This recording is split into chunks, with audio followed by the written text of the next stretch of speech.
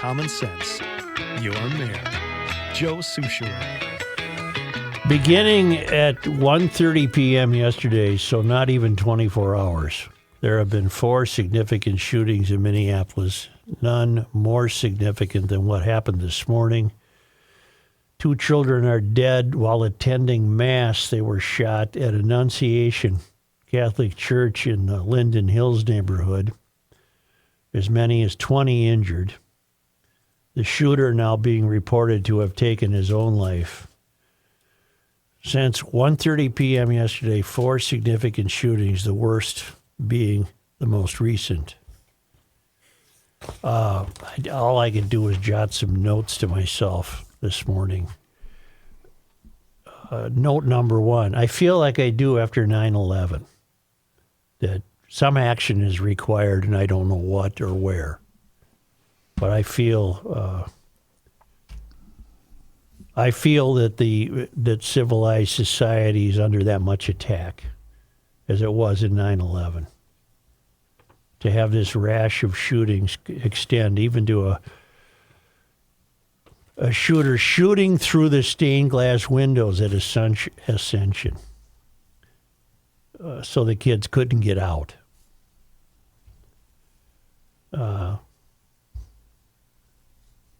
Then second thought I had, I heard the phrase, if I've heard it once now in the last 45 minutes, I've heard it. Annunciation. What did I say? Ascension. Oh, I'm sorry. Annunciation. I'm sorry. If I've heard this phrase once in the last 45 minutes, I've heard it 15 times, both from reporters and police. It's just what they say. It's not, I'm not criticizing them. But they say because the shooter at Annunciation is down, there is no longer an ongoing threat to the public.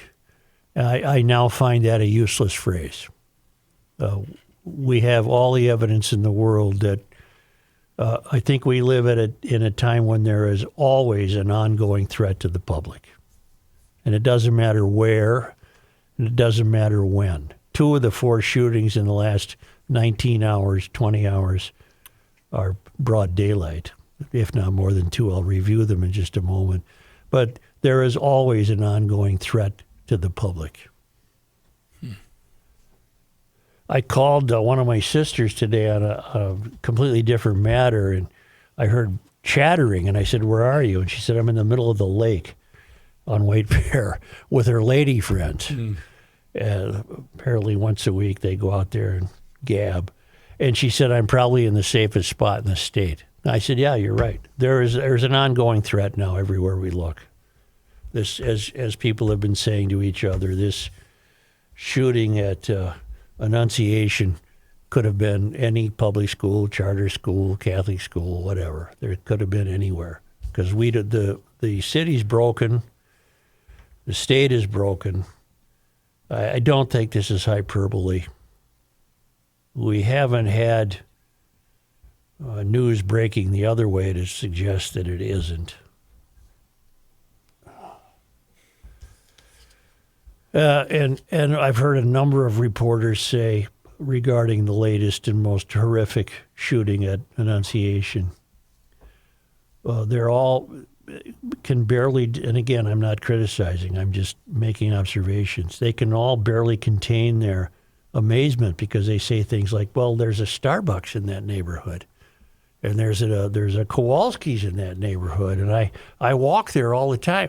Well, yeah, it doesn't make any difference where you are. Mm. There is an ongoing threat to the public in modern American culture. There's an ongoing threat. And here in Minneapolis, it started 1:30 yesterday. A late night and early morning shootings came after one person was killed and 6 others hurt shooting near the Cristo Rey Jesuit High School in the 2900 block of 4th Avenue South. Those Cristo Rey high schools are, if you can get your kid into them, I can't recommend it highly enough. Mm-hmm. And I don't think cost is the problem to get a kid in. I know people involved with the development of these. They're Jesuit-run, Cristo Rey High School. And if you ought to take a look at it seriously if you're a parent. This shooting, by the way, apparently had nothing to do with the fact that Cristo Rey Jesuit High School was nearby. This was a sidewalk shooting. One person killed, 6 others hurt. At 8 o'clock last night, one man in his 20s was fatally shot in the 2700 block of 3rd Avenue. Police went to the scene at 8 o'clock Tuesday and found the victim with gunshot wounds. Officers rendered life-saving aid before the man was taken to Hennepin County Medical Center, where he died.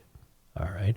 A short time later, a second man in his 20s was dropped off at Abbott Northwestern with apparent gunshot wounds. Preliminary information indicates that his injuries were related to the shooting earlier at 2700 block of 3rd Avenue South. And then I think, didn't we have one overnight? I can't find it now on my list. 1:30 p.m. yesterday, 8 p.m. Tuesday. Yeah, Kenny? Or John? 2 a.m. Near Hennepin Avenue and 8th Street. 2 a.m. Anybody die in that one? A gunman opened fire on a group that was gathered nearby on a sidewalk, fatally wounding one man before running off. Another man, apparently wounded in the shooting, dropped off at a local hospital and is expected to survive. And then we have this one this morning at Annunciation. And I have nothing to offer except I feel just like I did after 9/11.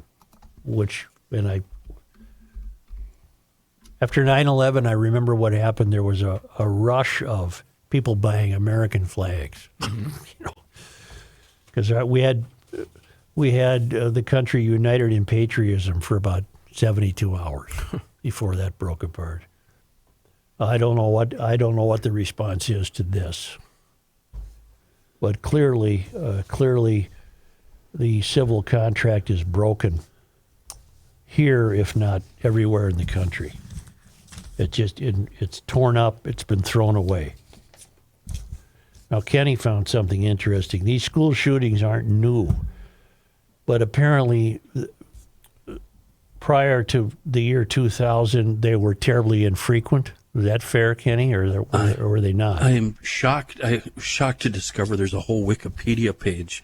Listen to this. I only went back to the 40s. 8 in the 40s, 32 in the 50s, 100 in the 60s.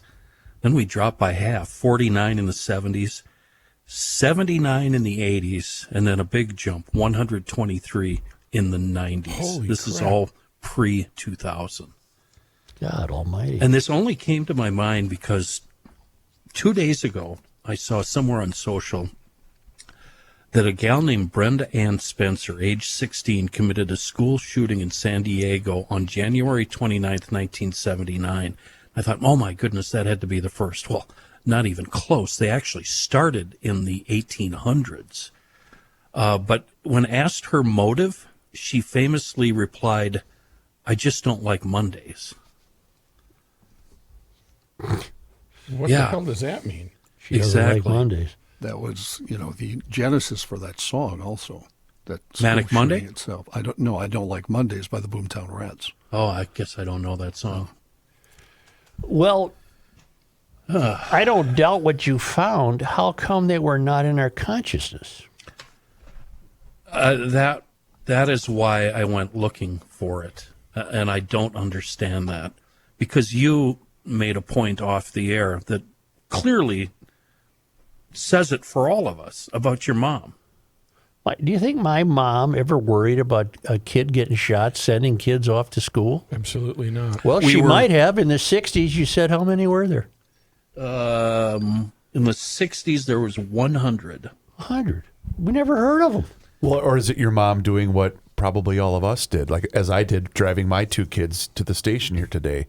You just kind of have to shield them from that stuff. No, we weren't shielded at all. I'm thinking back to my childhood. It was quicksand. It was falling down a well.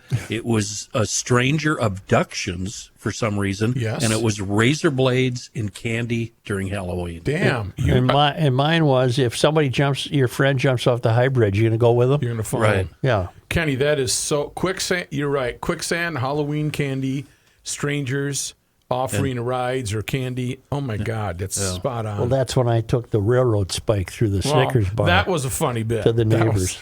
That's good. What? Do you want to hear? Well, I heard this, Chris. Chris is offering audio of Mayor Fry. I also have a short clip from Chief O'Hara as well. But, before you criticize, well, no, I wasn't I going shouldn't to jump to conclusions, but he was obviously very affected by this. Yeah. And I thought that Kenny, I thought the same Yeah. thing, and I thought that's why it was probably. he really worth let playing. his emotions show during that press conference this morning. Yeah, I wasn't going to criticize him. I was going to say he's like the rest of us. Yeah. He's a dad, What can he offer? right? The contract is broken. This city is broken. Now, I don't think that's hyperbole. No, Are there disagreements? Because disagree with me if you want. no, I'm. And it doesn't matter whether it's a Catholic church, a synagogue, Doesn't or a matter mosque. if it's a public school, charter school, homeschool. Doesn't matter. Doesn't matter The if it's city's broken. This state is broken. And one thing that's going to have to happen, I include myself, the rhetoric has to be toned down. You can't have this governor that we have walking around using profanity to describe to his opponents. And I'm not suggesting by any stretch of the imagination that Walz's tirade at the DNC committee meeting here the other day had anything to do with this. I presumably did not. But the whole public conversation has to be, and I'm including myself, it has to be toned down a bit. I don't know if that'll help repair the torn civic contract, but clearly what we're doing doesn't work. Do you think it's important to talk about motives? Because you and I had a dust up before the show, and I don't know.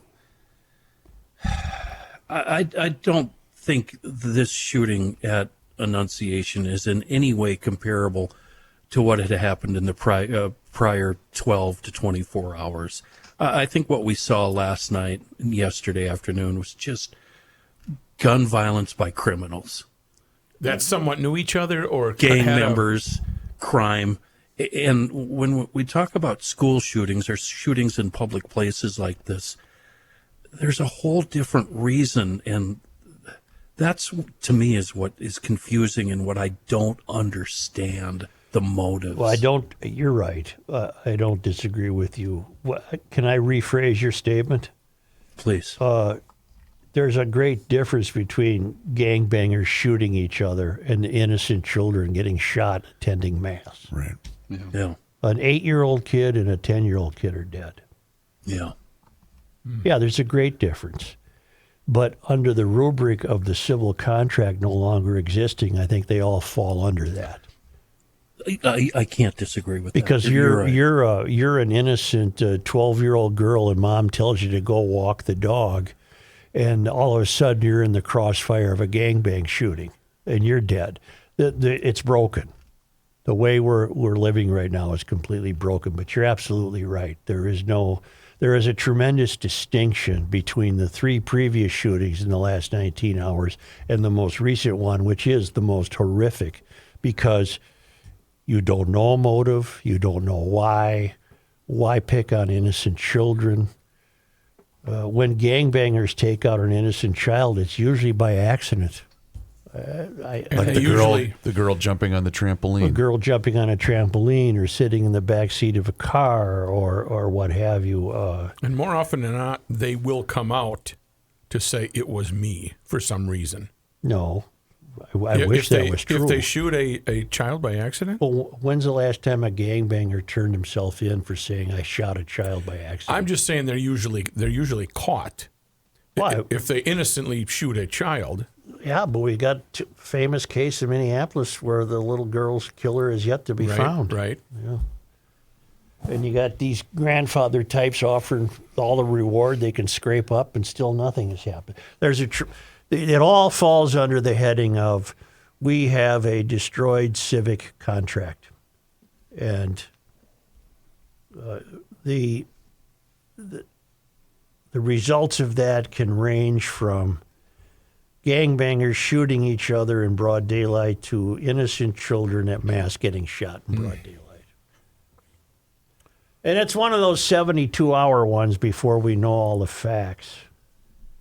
Because I'm glad you mentioned that, Joe, because a lot of GLers are pointing stuff out to us that I had pointed out to you guys, and we're aware of that, but we're not ready to go with. We're aware of everything that's on Twitter, but that's Twitter. Right. I was aware of this 35 minutes before any news organization had it on the air, so much so that I thought maybe I was hearing an exercise.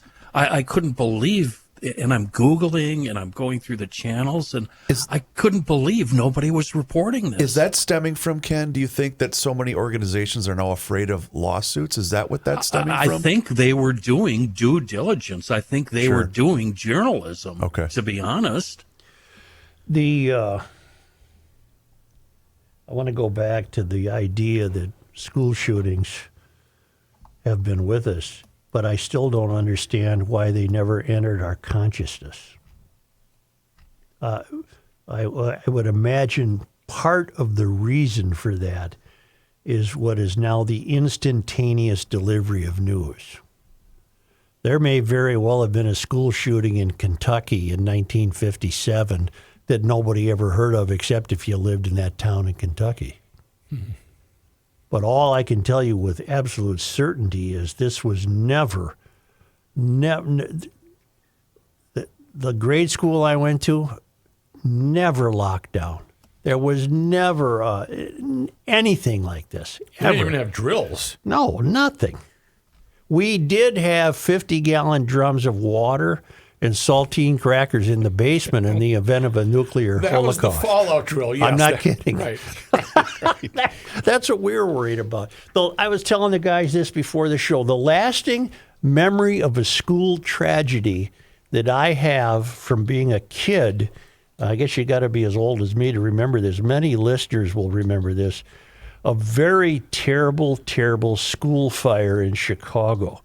And John, can you bring that up again? No, but I can tell you the details. It's 1958. 1958, December 1st, and the fire it started in a garbage can, a cardboard garbage can, and it killed 92 students and 3 nuns. The name of the school was what? Boy, that I do not remember. Our Lady of Grace?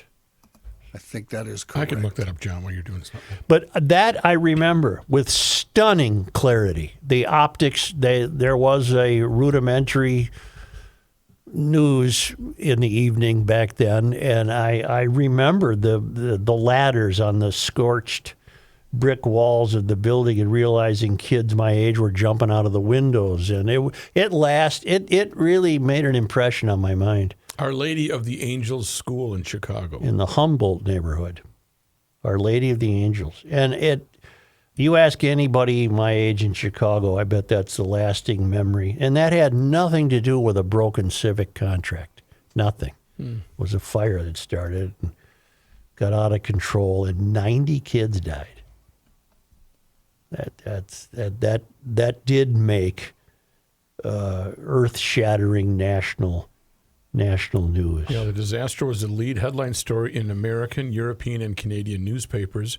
John the 23rd sent his condolences from the Vatican. Mm-hmm.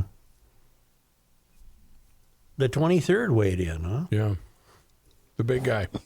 You know, I'm reading some of the details of these shootings in the 40s and 50s, and none of them, I haven't made it into the 60s yet, but none of them are, the motive wasn't to go to school and shoot as many people as possible. There's always extenuating circumstances, 2 people arguing, or believe it or not, a lot of firearms in plays were loaded with live ammo instead of blanks, or it was stray bullets that did a lot of this. Yeah, and I've been reading them too, Kenny, they seem more personal.